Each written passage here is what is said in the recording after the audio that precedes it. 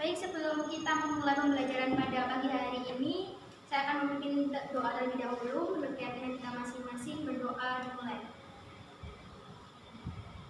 Berdoa selesai.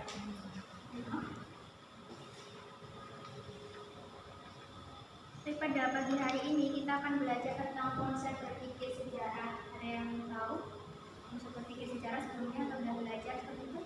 Belum, Bu. Jadi sebelum kita belajar lebih jauh tentang konsep berpikir sejarah, saya akan memberikan pemaparan tujuan pembelajaran pada pagi hari ini. Yang pertama, kita akan memahami tentang pengertian sejarah, kemudian memahami perbedaan dari sinkronik, diakronik, kronologis dan periodisasi, kemudian contohnya. Untuk selanjutnya, sebelum kita belajar sejarah, saya harap setelah itu kita bisa tambah wawasan, kemudian dapat berpikir dari sudut pandang yang tidak hanya satu saja dalam menghadapi situasi dan masalah seperti itu. Untuk selanjutnya saya akan membentuk beberapa kelompok. Nanti untuk nama yang Ibu panggil silakan berdiri dan duduk di tempat yang sudah Ibu persiapkan. Mengerti? Oke, silakan untuk Putri sama Gary dan Alfi duduk di sebelah kiri saya. Saya silakan bergabung ke kelompok 2. Baik, saya akan memberikan bahan ajarnya. Kemudian LKPD, mohon maaf. Isi kelompok nanti. Kasih, Bu. Selanjutnya kita akan masuk materi ya. Jadi saya akan menjelaskan materi terlebih dahulu, kemudian nanti di sesi berikutnya akan diadakan sebuah diskusi kelompok. Baik, Bu. Kita masuk pada materi pertama, yaitu kronologis. Kronologis ini berasal dari kata kronos yang artinya waktu dan logos yang artinya ilmu. Kronologi dapat diartikan sebagai ilmu yang mempelajari tentang waktu. Kemudian kronologi dalam sejarah itu merupakan urutan waktu. Dan peristiwa yang telah diklasifikasikan itu disusun secara runtut berdasarkan waktu kejadian. Paham? Selanjutnya ada konsep berpikir diakronis. Diakronis itu artinya mempelajari sejarah dalam kurun waktu tertentu yang berurutan dan sifatnya memanjang dalam waktu tetapi terbatas dalam ruang. Nah, sejarah ini mementingkan proses, kemudian membicarakan suatu peristiwa tertentu dengan tempat tertentu dari waktu A hingga waktu B. Selanjutnya, kebalikan dari konsep berpikir diakronis adalah sinkronik. Konsep berpikir sinkronik ini mempelajari peristiwa sejarah pada kurun waktu tertentu saja dan ada khas ilmu sosial di dalamnya. Nah, cara berpikir sinkronik ini adalah melebar dalam ruang dan terbatas dalam waktu, serta mementingkan struktur dalam suatu peristiwa. Contohnya adalah tragedi G30 SPK ini terjadi pada 1 Oktober dan saat itu terjadi penculikan dan pembunuhan 7 jenderal tentara dan beberapa orang lainnya. Selanjutnya ada konsep ruang. Nah, konsep ruang ini yang meliputi aspek lingkungan, lokasi, tempat suatu peristiwa sejarah. Konsep ruang dalam sejarah ini membandingkan antara satu peristiwa sejarah dengan peristiwa sejarah di lokasi lain. Untuk contohnya adalah pertempuran 10 November 1945 di Surabaya. Selanjutnya ada konsep waktu. Konsep waktu ini sangat diperlukan sebagai pengelompokan berdasarkan waktu. Jadi ini sejenis dengan periodisasi. Suatu peristiwa sejarah dan urutan waktunya itu terjadi secara urut itu. Kemudian untuk konsep waktu ini sangat penting dalam menghindari terjadinya tumpang tindih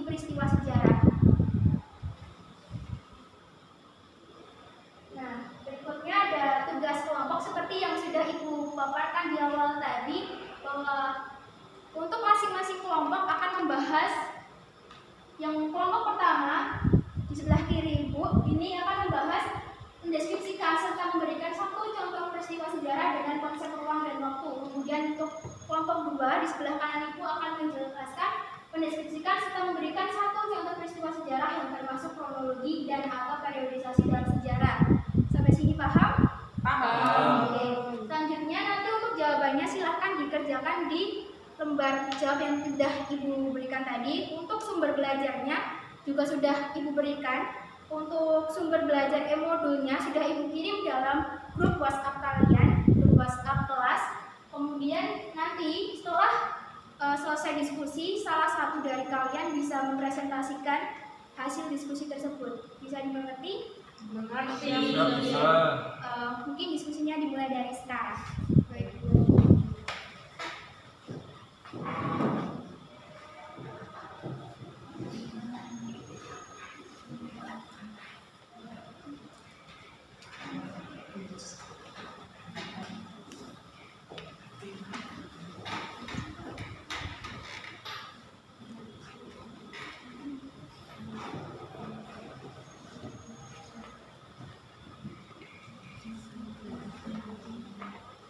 Ada kesulitan? Sebenarnya belum.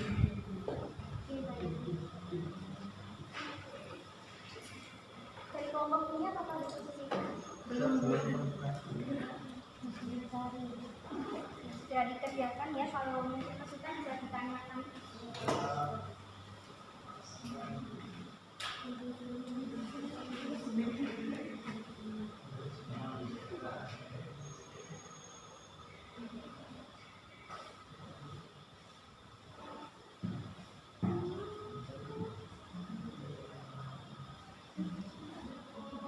Baik, apakah sudah selesai?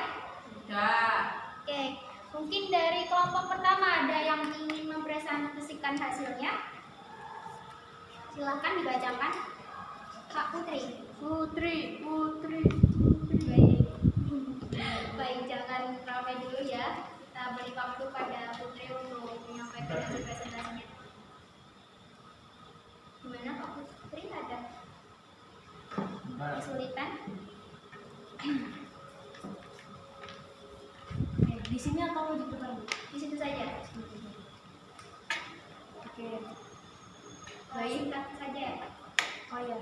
Baik, saya perwakilan dari kelompok 1 izin menyampaikan jawaban dari kelompok kami, hasil diskusi kelompok kami untuk mendeskripsikan konsep ruang dan waktu. Konsep ruang merupakan unsur penting dalam sejarah, di mana suatu peristiwa sejarah terjadi. Ruang berkaitan dengan aspek geografis seperti daerah tropis dan subtropis, daerah pesisir dan pedalaman. Contoh konsep ruang dalam sejarah adalah peristiwa Bandung Lautan Api. Kemudian pada konsep waktu memiliki arti masa atau periode berlangsungnya perjalanan sejarah kehidupan manusia. Dalam sejarah, waktu dibagi menjadi 3, yakni masa lalu, masa kini, dan masa depan. Ketiga periode tersebut memiliki keterkaitan satu sama lain dan tidak bisa saling dipisahkan. Konsep waktu dalam mempelajari peristiwa sejarah sangat penting, tidak hanya untuk masa kini, tetapi juga untuk masa mendatang karena konsep waktu dalam sejarah terbagi menjadi masa lalu, masa kini, dan masa depan. Contoh konsep waktu dalam sejarah adalah Proklamasi Kemerdekaan 17 Agustus 1945. Baik, apakah teman-teman yang lain sudah memahami apa yang sudah dipaparkan Putri? Baik, selanjutnya ke kelompok 2, silakan kalian bisa membacakan hasil diskusinya. Baik, Bu. Periodisasi merupakan membutuhkan waktu untuk Kelompok 1 silakan diperhatikan ya. program zaman atau periode. Tujuannya untuk melakukan penyederhanaan dan pengurutan berbagai peristiwa sejarah sehingga memudahkan proses klasifikasi berbagai peristiwa sejarah. Untuk contohnya ada periodisasi dinasti Cina, yang pertama ada dinasti Shang di tahun 1766 sampai 1122 sebelum Masehi. Kemudian ada dinasti Zhou di tahun 1122 sampai 255. Kemudian ada dinasti Qin di tahun 255 sampai 205. Selanjutnya ada dinasti Han dilanjutkan oleh dinasti Tang, kemudian dinasti Shang, dan kemudian ada dinasti Mongol. Selanjutnya ada dinasti Ming, dan yang terakhir ada dinasti Manchu. Nah, kronologi sendiri merupakan urutan waktu peristiwa yang disusun berdasarkan waktu terjadinya. Selain itu, kronologi dapat berarti ilmu tentang pengukuran kesatuan waktu. Dari pengertian tersebut, periodisasi maupun kronologi sama-sama merujuk pada adanya konsep pembagian waktu dalam memahami suatu peristiwa sejarah. Untuk contohnya, kronologi sejarah Soeharto mengundurkan diri. Pada 12 Mei tragedi Trisakti, 4 mahasiswa Trisakti terbunuh. Selanjutnya di tanggal 13 kerusuhan Mei 1998 pecah di Jakarta. Kerusuhan juga terjadi di kota Solo. Soeharto yang sedang menghadiri pertemuan negara-negara berkembang G15 di Kairo Mesir memutuskan untuk kembali ke Indonesia. Seperti itu, Bu. Baik. Dari kelompok 1, apakah sudah paham atas penjelasan dari Warenisa tadi? Siapa kan? Sudah paham Ibu. Baik ya, ini. Tadi untuk presentasi dan hasil diskusinya sudah bagus semua. Saya juga merasa bahwa anak-anak di sini juga sudah paham atas materi konsep berpikir sejarah tadi. Mungkin kalau ada yang tidak paham, ada yang ingin bertanya terlebih dahulu. Istilahnya Ya, silahkan. Gary. untuk konsep diakronik itu contohnya seperti apa ya? Baik, untuk contoh diakronik itu ini salah satunya pada peristiwa Perang Ambarawa yang terjadi kisar kisar tanggal 20 Oktober sampai dengan 15 Desember 1945. Nah, mungkin dari teman-teman ada yang bisa memaparkan penjelasan tentang konsep ruang tersebut, konsep waktu tersebut? Ya, silahkan. Tanggal 20 Oktober 1945 itu tentara sekutu yang dibonceng nikah itu mendarat di Semarang. Terus pada tanggal 23 Oktober terjadi pertempuran antara pasukan Indonesia dan pasukan sekutu di pagi hari. Tanggal 11 Oktober 1945 11 Desember maksud saya. Ya. Itu melakukan ada rapat bersama para komandan sektor TKR dan Laskar yang dipimpin oleh Kolonel Sudirman. Terus pada tanggal 12 Desember itu terjadi serangan yang dimulai pada setengah 5 pagi. Terus pada tanggal 15 Desember Indonesia menang, pertempuran berakhir, Indonesia berhasil merebut Ambarawa. Baik. Sudah jelas Gary atas penjelasan tadi? Jelas. Ya, benar sekali yang dikatakan dari Alfi tadi bahwa contoh dari konsep waktu tadi itu seperti itu. Konsep waktu dari pertempuran Ambarawa. Kemudian untuk sesi akhir ini Bu akan memberikan tugas. Yang pertama untuk tugas individu adalah membuat rangkuman dari pembelajaran pada pagi hari ini. Dan untuk tugas kelompoknya nanti silahkan teman-teman melanjutkan diskusi ini di forum setelah kelas yang mungkin cuma belajar bareng seperti itu. Kemudian untuk tugas individu yang lain adalah mengerjakan soal uraian. Nanti gua akan share link Google Form-nya. Silahkan untuk soal uraian ini dikumpulkan sebelum pulang sekolah nanti. Dan untuk tugas individu nanti bisa dikumpulkan di pertemuan berikutnya. Apakah bisa dipahami? Siapa? Paham. Oke. Untuk menutup kegiatan pembelajaran kita pada pagi hari ini, terima kasih untuk atensinya. Keyakinan kita masih